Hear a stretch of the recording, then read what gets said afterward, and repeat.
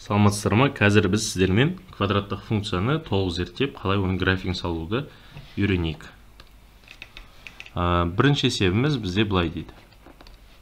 Y тең x-тің квадраты азайтылған 8x қосылған 2 дейді. Бізге айтады, осы квадраттық функцияны, яғни қай кезде таңбасы мына функциямыз оң, қай кезде теріс, қай кезде өспелі, қай кезде кеммелі.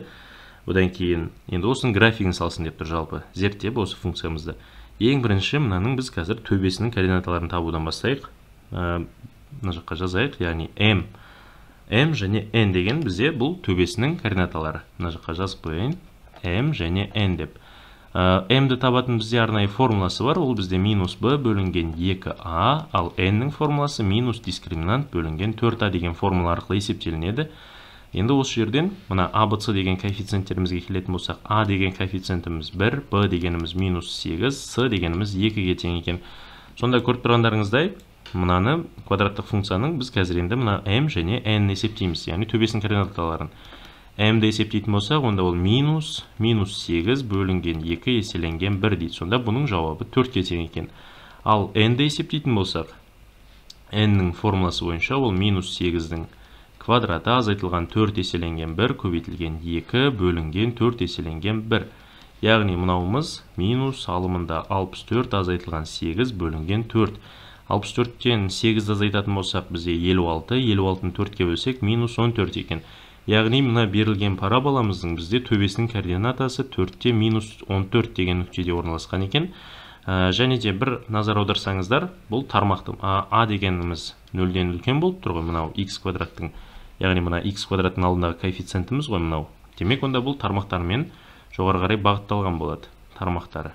Шында жазып қояйын, тармақтары жоғары қарай бағытталған парабола болады. Олай болса, тармақтарымен бұл жоғары қарай бағытталса, енді бұның біз қазір несін анықтауымыз керек қой? Анықталу облысы және мәндер жиынын есептейтін болсақ.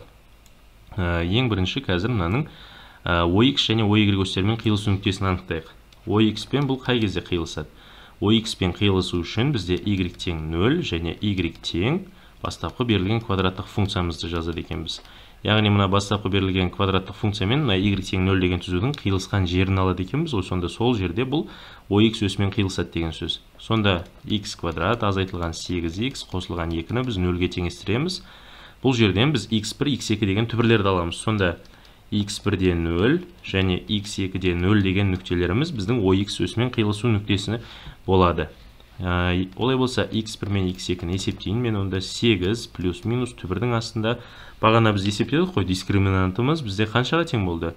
Алымында, мынаның алымы ғой, яғни мынаның алымы дискриминант деп отырғанымыз бұл 56-ға тең болды. Сонда түбірдің астында 56 бөлінген 2. 56-ны біз енді жіктейтін болсақ 14 көбейтілген 4 деп, сонда 4-тен 2 шығатта, бұның мәні 8 плюс-минус 2 түбірдің астындағы 14 деген шығат, бөлімінде 2, сонда бұл 4 плюс-минус түбірдің астындағы 14-ке тең болады екен.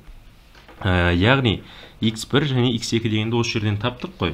Мына жаққа енді жауап ретінде жазатын болсақ. 4 азайтылған түбірдің астындағы 14-те 0, келесі 4 қосылған түбірдің астындағы 14-те 0 дегеніміз біздің мынау берілген квадраттық функциямыздың OX осьмен қиылысу нүктесі екен. Келесі енді OY пен қиылысу нүктесіне келейік. OY пен қиылысу үшін онда бұл x тең 0 деген және мына берілген параболаның қиылысқан нүктесін аламыз ғой, екеуіне ортақ нүктені. Сонда минус 8x плюс 2. Бұдан x 0-ге тең деп тұр. Демек, онда x-тің орнына 0-ді беретін болсақ мына жерден 0, 0, 2. Сонда бұл қай нүктеде қиылысады екен? 0-де 2 деген нүктеде OY осьмен қиылысады екен. Енді біз OX және OY осьтермен қиылысу нүктесін таптық. Енді біз бұл берілген функциямыздың анықталу облысы және мәндер жиынына келейік. Анықталу облысын табатын болсақ, бұның анықталу облысы бұл бізде dy әріпімен белгілейміз. Анықталу облысын табатын болсақ, бұл мына бастапқы берілген функциям менде қандай еді? Y тең, көріп тұрғандарыңыздай, мынау ғой біздің бастапқы берілген функциямыз. X квадрат азайтылған 8x плюс 2. Осыдан мен қазір анықталу облысы деген сөз x-тің қандай мәндерді қабылдайды деген сөз x.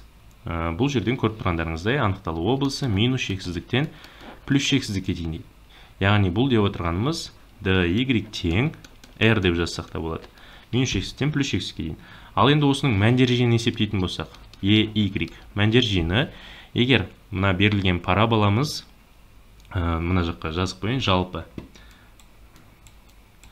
Бір жалпы түрден алатын болсақ, y тең ax квадрат қосылған bx плюс c десек, онда ey бізде тиісті. Мына жақта шарты бар. A 0-ден үлкен болса, ey тиісті. Минус шексіздіктен неге дейін болады? N-ға дейін. Ал егер A'мыз 0-ден кіші болса, ey дегеніміз, мәндер жиынымыз тиісті. Қазір мынаның графигін салайық. Міне, сіздерге түсінікті болу үшін былай істейін. Мынауымыз бізде тармақтармен жоғары қарай бағытталады ғой. Тармақтармен жоғары қарай бағытталса, онда бұның мынаның орнын ауыстырып алдым мен. Қазір дұрыстайық.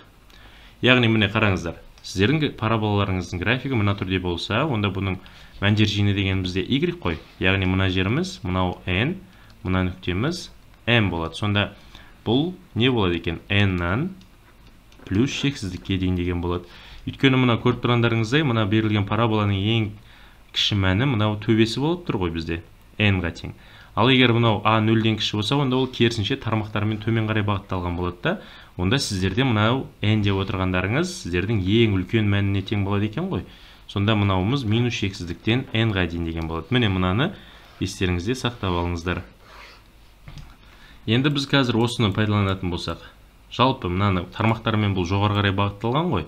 N деген коэффициентімізді таптық, ол нешеге тең болды? N-іміз m 4-ке, n дегеніміз минус 14-ке тең болды ғой. Сонда бұл тармақтармен жоғары қарай бағытталып тұр. Демек, онда бұл n дегеніміз минус 14-тен плюс шексіздікке дейін деген болады. Яғни мәндер жиынымыз. Сонда қазір енді бұның графигіне келейік. Немесе мына мәндер жиынын табу қиын болса, бірінші бұның графигін салып болайық. Одан кейін сол графикке қарап мәндер жиынын анықтасаңыздар болады екен. Олай болса, мен мына берілген функциямды қайтадан жазып алайын мына жерге. Қосылған 2. Бұл ox пен қиылысты қай кезде 4 азайтылған түбір асты 14-те 0, келесі 4 қосылған түбір асты 14-те 0 деген нүктеде. Ал oy осымен қиылысты 0-де 2 деген нүктеде. Енді бұл анықталу облысымыз минус шексіздіктен плюс шексіздікке дейін. Олай болса, қазір мен нені? Мәндерін анықтайын, нүктелерді анықтайық. X-қа біз нешені берейік? X-қа 1-ді берсек. 1, 1-ден 3-тен 8 азайтсақ, минус 5. Яғни мына 1 деген мәнді, мына X-тің орнына қойып жатырмыз ғой. Келесі 2-ні беретін болсақ. 2-ні бергенде бізде неше шықты? Мынауымыз 4. 4-тен азайтамыз 16-ны, минус 12, минус 12 2-ні қоссақ, минус 10-ға тең екен. Мына жерден, мынаны біз мәнін есептеп жатпас үшін, мынаны біз m мен n-ді тауып алдық қой. Сол түрге келтіріп жаза салатын болсақ 1-ден. Яғни мынаны толық квадратын бөліп алатын болсақ, бұл дегеніміз x азайтылған 4-тің квадраты азайтылған 14 деген сөз ғой.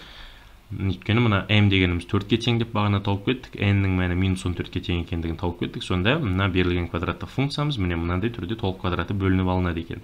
Сонда 2-ні бергенде көріп тұрғандарыңыздай, 2-ні берсек неше шықты бізде? Минус 2, минус 2-ның квадраты 4, 4-тен 14 азайтсақ, минус 10 шығады екен. Ал енді келесі 4-ті беретін болсақ, 4-ті берсеңіздер, онда ол минус 14-ке тең. Бұл төбесінің координатасы яғни. Енді 5-ті беретін болсақ, 5-ті берсеңіздер, минус 13-ке тең. Және біз 3-ті бермеппіз ғой. 3-ті беретін болсақ, 3-тен 4-ті азайтсаңыздар, минус 1, минус 1-ден квадраты 1, ол да минус 13-ке тең. Одан кейін келесі мен нешені берейін? 6-ны берейін.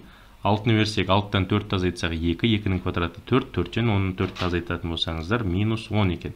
Міне, мұнау берілген нүктелерімізді қазір, енді графигімізді енгізейік қазір. Олай болса, мен ең бірінші бұның төбесінің координатасын тауып алайын. Қазір мына сызғышты пайдаланайын.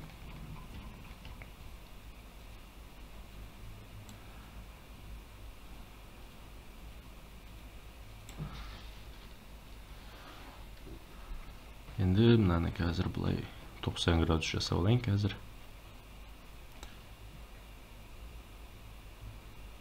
Міне, мынауымыз. тағы да төмен қарай созайық. Бізде өйткені 14 минус 14 деген минус 13 деген мәндері жатыр ғой y-дің. Мынау бізде жетіп қалар. Қазір көрейік. Мынауымыз y, мынауымыз x. Ал енді төбесінің координатасын біз бағана таптық қой. Төбесінің координатасы қандай еді бізде? Минус, мына 4-те минус 14 дейді. Онда x-тің бойынан 4-ті іздейміз. Міне мынаны 4-тік. Онда минус 14-іміз бізде қайда жатыр? 1, 2, 3, 4, 5, 6, 7. Сонда мына жерде жатыр ғой бізде міне төбесінің координатасы бізде. Мынауымыз минус 14 екен. Қазір 1, 2, 3, 4, 5, 6, 7. Аха, дұрыс. Және де бұл жерде мен тағы бір нәрсені енгізіп кетейін. Яғни бұл жерден x тең 4 дегеніміз біздің мына берілген параболаның осі болады. Міне, яғни мына түзу біздің берілген параболаның осі. Қазір мына енгізейік нүктелерді. Аха, сызғыш мынау. Енді осыдан мен қазір мына нүктелерімізді енгізейік. 1-ді берсек минус 5-ке тең дейді. X-қа 1-ді берсек мынау 2-ке тең болса 1 мына жерде жатыр. 1-ді бергенде минус 5 дейді. Минус 5-іміз міне мынау. Сонда бұлай қосайық. Мынауымыз минус 4, мынау минус 2. Енді келесі x-ға 2-ні берсек неше дейді? Минус 10 дейді. Мынау минус 5. Мынауымыз қанша болды? 6, 8, 10. Міне минус 10. Сонда бұл 2-ні берсек мына жерде жатыр ғой. Бұлай қосайық қазір. Келесі 5-ті беретін болсақ дейді. 5 дегенім 3-ті берсек минус 13 дейді. Мына жерден 3-ті беретін болсаңыздар минус 13. Минус 12, минус 13-іміз міне мұнда жатыр. Қазір бұлай түсірейік. Міне. Және де мына жерден OY өсімен қиылысатын нүктеміз бар еді ғой біздің. Яғни 0-де 2 дегеніміз OY өсімен қиылысу нүктесі. Мына жерде бұл 2 деген нүктеде OY өсімен қиылысады екен. Оны қызыл нүктелермен белгілеп шығайыншы қазір. Мына параболама тиісті нүктелерді. Квадратты функцияма тиісті нүктелерді. Енді келесі 5-ті берсек минус 13 дейді. Мынауымыз бізде минус 13 еді ғой. Яғни 5-ті беретін болсақ, 5 деген мұнда жатыр, минус 13-іміз, сонда мына нүкте ғой. Ал олай болса, келесі минус 10 шығады қай кезде дейді? Минус 10 шығады 6. 6-ға тең болса, онда минус 10 дейді. Міне мына нүктеміз. Енді келесі нешені берейік? 6, 7. 7-ні беретін болсақ, мына жерге 7-ні қойсаңыздар қанша шығады? 7-ден 4 азайтсақ 3, мынау 9, 9-дан 14 азайтсақ бізде минус 5 екен. Сонда мынау 7-ге сәйкес минус 5, яғни міне мынау ғой бізде. Осы нүктелердің бәрін қосайық. Енді және де OX өсімен қиылысқан нүктемізді енгізейік. Ол дегеніміз бізде 4 қосылған түбірасты 14 және 4 азайтылған түбірасты 14 қой. Мына жақтан есептей салайық. 4 азайтылған. Қазір мынаны 4 азайтылған 14 түбірастында.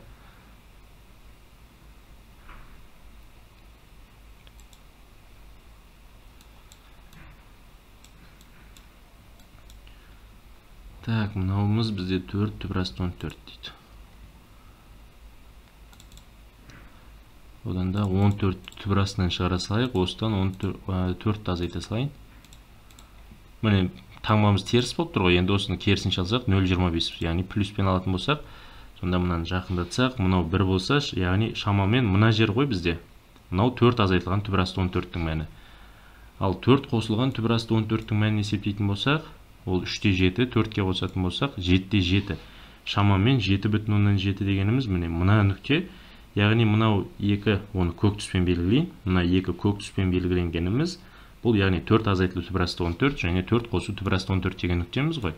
Енді осыларды қосатын болсақ, онда мына жерден 8-ге сәйкес 2 деген жауап шығу керек. Тексере салайық. 8-ден азайтатын болсақ, 4, 4-тің квадраты 16, 16-дан 14 азайтсақ 2. Мына жаққа мен 8-ді деген кезде сайын, 8-ге сәйкес 2. Сонда мынау ғой бізде. Мынауымыз 8. Бұлай. Ал енді осы нүктелерді қосып шығайық. Мына параболамның графигі шығады сосын. Мынау бұлай. Мынау одан да тік болу керек екен ғой. Қазір бұлай.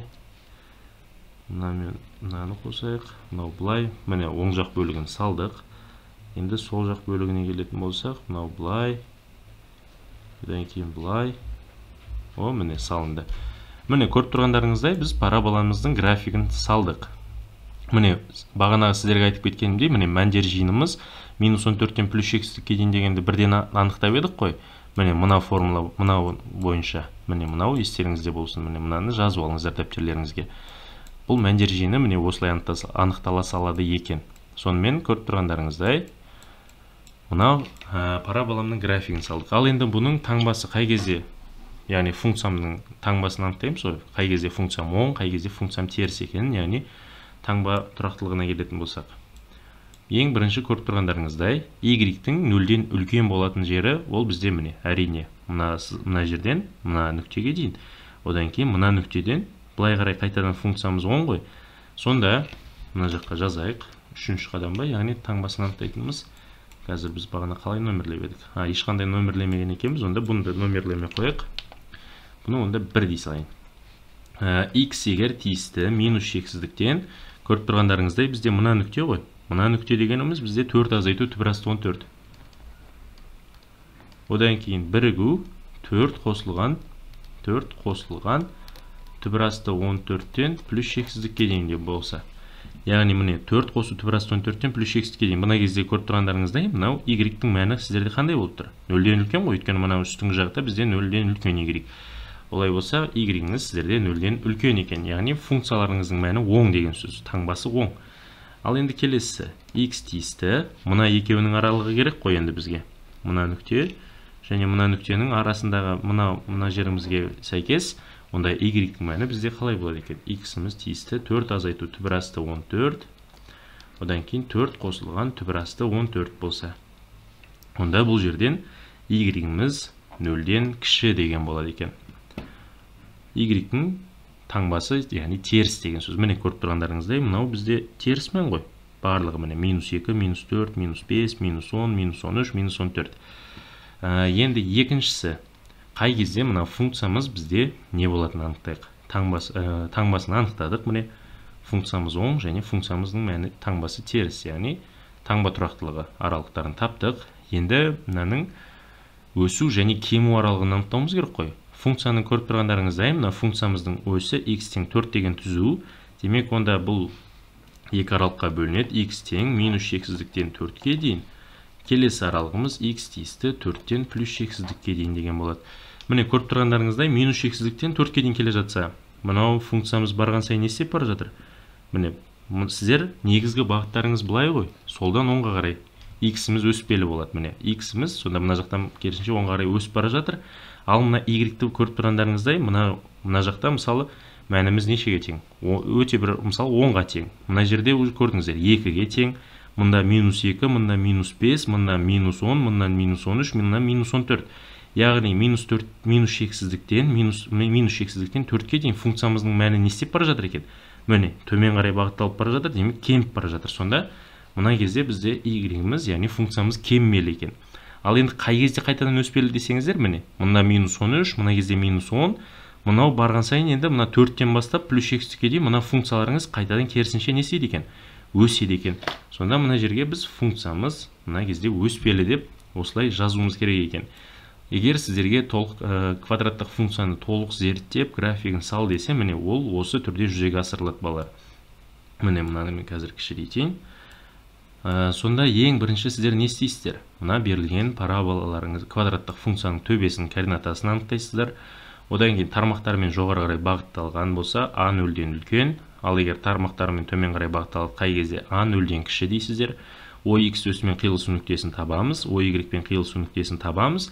Одан кейін анықталу облысын табамыз, ал мәндер жиынын табатын кезде біз міне мынаған жүгіне салсаңыздар болады. Міне мәндер жиынын табатын болсақ, a 0-ден үлкен болса, онда мәндер жиынымыз мынау n-нан плюс шексіздікке дейін деген болады. Ал егер a 0-ден кіші болса, онда ол керісінше минус шексіздіктен n-ға дейін. Бұл бізде тек қана квадраттық функция болар, параболамызға байланысты. Ал енді бұл басқа функция болса, ол кезде мынауымыз неге бөліну мүмкін? Аралықтарға бөлініп кету мүмкін, оны тағы да қосымша зерттеу қажет болады. Сонымен міне мәндер жиынын табамыз. Мәндер жиынын тапқаннан кейін енді мынау x пен y-ға сіздер енді сәйкесінше мән беріп, мынандай нүктелерін алып қосып, осы параболамыздың графигін саламыз. Одан кейін осы графикке қарап, міне минус шексіздіктен 4 азайту түбір асты 14 дегеніміз мына нүктеге дейін, одан кейін келесі мына нүктеден плюс шексіздікке дейін. Сонда функциямыз қай кезде оң? Міне мынау 0-ден үлкен болып тұрған сәйкес x-ті табамыз. Міне функциямыз оң, ал қай кезде функциямыз теріс, таңбасы теріс екендігін анықтаймыз. Және де қай кезде кеммелі, қай кезде өспелі екендігін міне осылай анықтайды екенбіз. Мынау есептер келетін болса, міне осы түрде жүзеге асыруларыңыз керек. Осылай жасап шығаруларыңыз керек сіздерге.